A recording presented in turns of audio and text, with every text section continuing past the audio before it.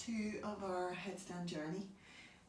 So yesterday we discussed about how to set up your hands cupping your head, supported headstand, always start with that. If you're used to tripod, just try to get rid of the use of the habit and get back to your supported. In the long run, you'll find that this is a lot better for your neck.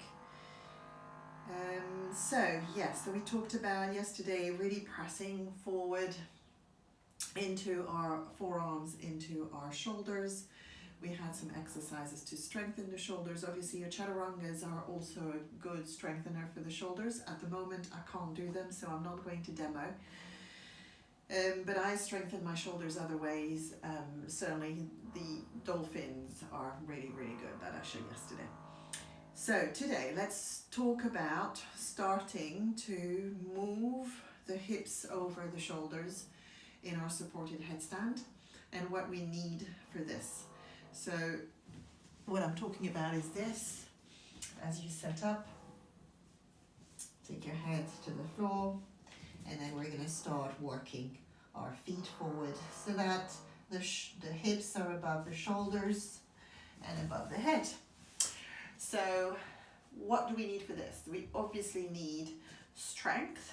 We need to build that strength into the shoulders first, strength into the upper back, strength in the neck as well. So some exercises for the neck to strengthen the neck are going to be, for example, when you're doing all of your other practice, will be to not let your head drop down, not let your head drop back. For example, in camel, we never want to be dropping the head back, or in your lunge or crescent moon or all those things, all the back bends. We want to consciously, I prefer in camel to teach it well. For example, camel is this one, yeah? So I prefer to get my people to look forward, but if you want to strengthen the neck, for example, you're going to look up towards the ceiling. Try to avoid, getting back with your neck. So we will have established that strength in the shoulders, that strength in the upper back. And what we want to work on is the walking forward. So what do we need for this is obviously we need a lot of hamstring flexibility. And that's going to stop a certain amount of people going forward and getting into headstand from day one. So this is really worth working on. And what you want is basically, as you work on in your hamstring stretches, is not to bend with the lower back rounded like I'm doing here, but really try to focus on going forward. And in any type of forward fold where you've got one leg straight, so Janushasana, which is this one, Paschimottanasana, which is this one, but a cradled pose or a half lotus pose going forward, same thing, same sort of thing, okay? So when you go forward, you want to focus on really pressing the chest forward. And if you can't get there because this is really simply not happening, I've got some students who can't do this. This is okay, right? I'm quite flexible. I've been doing this for 20 years, all right? And I was already flexible to start with. So you bend your legs slightly and press and go forward and work on your Paschimottanasana or your forward fold like this, okay? From a standing point of view, there's also a great stretch, which is Uttanasana, the standing forward fold. So what I get my students to work on is feet together or feet hip width, it doesn't matter, but work at hinging from the hips and trying to reach your belly to your thighs. What also that works, obviously it's the stretch here, yeah? What also that works is that works on compression, yeah?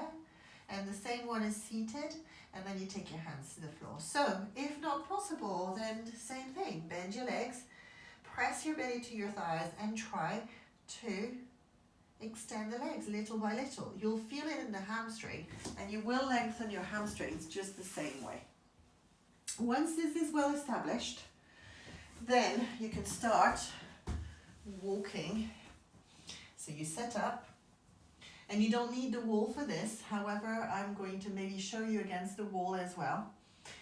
So you take your head to the floor, you press into your forearms as you lift your hips, and you start walking, walking, walking until you're really pressing your thighs into the belly, lifting your hips, and almost, can you see how my tiptoes are almost hovering here? So this is of course lengthen the hamstrings, but also a lot of core engagement. So what do you work on for core? I like to work on boats like this. Try to extend as soon as you've got the flexibility in your hamstrings. Any kind of core strengthener. There's lots of exercises out there. I mean, you can, I don't have one favorite one. Maybe the one that I like is the legs, the leg lift. So you're here, you've got the legs in the air and you're going down. So I like to have my hands just under my sacrum so that my lower back doesn't arch. And as I go down, 1, 2, 3, 4, 5, I hold. And then 1, 2, 3, 4, 5 as I lift. Watching not to lift too quickly so that you're working your core. Apart from that, really what you want is really to try to get those hips up. So when you go against a wall, what you're looking for is not to get the middle back against the wall as you reach the wall. You will get there maybe, but if that happens, really focus on pressing into your forearms and lifting and trying to flatten that middle back. And then lift your sorry, it's not the upper back, it's the lower back, because we're upside down, so it's always quite tricky. So your lower back will then try to reach against the wall. So if you start going against the wall in this kind of position, yeah, because you lack of hamstring, so try to press and lengthen, and then lengthen the hamstrings. Squeeze your belly. I don't know if you realize, but I'm squeezing my belly like mad, so that eventually my lower back will reach the wall. All right, so that's your step 2. Once you're there, you can start thinking about lifting one leg and maybe lifting the other leg. So against a wall again, or freestanding. If you're freestanding, like here, you walk, you walk, you walk, you press, and then maybe at this point you can stay here in a tucked position. You're still not leaving the floor, so that's all cool. There's nothing to worry about. And you come back and you rest, because this is tiring. At the beginning it's really tiring. So don't hesitate to rest in between sets. Don't force yourself to do things that you're not ready for. Once this is good, we're moving on to step 3, which is tomorrow. I'll see you tomorrow.